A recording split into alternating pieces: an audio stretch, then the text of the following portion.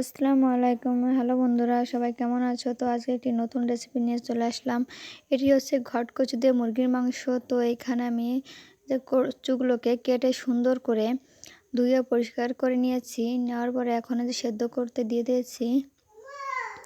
তো কচুগুলোকে সুন্দর করে সেদ্ধ করে নেব। আমার কচুগুলো সেদ্ধ হয়ে গেছে। তো এই পর্যায়ে আমি যে কড়াইতে তেল দিয়ে তাতে পেঁয়াজ কুচি দিয়ে সুন্দর করে ভেজে নিয়েছি।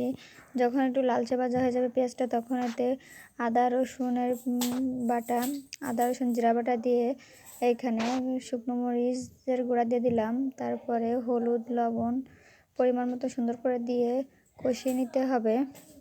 মশলাটা যখন সুন্দরভাবে কষানো হয়ে যাবে তখন এটা থেকে তেল ছেড়ে দেবে।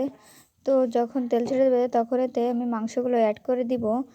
দেখুন এখন আমি মাংসগুলো অ্যাড করে দিয়েছি। অ্যাড করে দিয়ে সুন্দর করে মাংসটা মশলার সঙ্গে ম্যারিনেট করে নিতে হবে।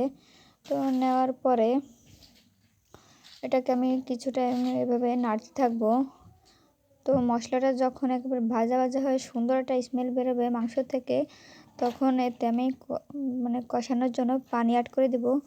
তো পানি অ্যাড করে দিয়ে দেখুন মাংসের পানিটা যখন এ পর্যায়ে চলে আসবে তখন এতে আমি কচু অ্যাড করে দিচ্ছি।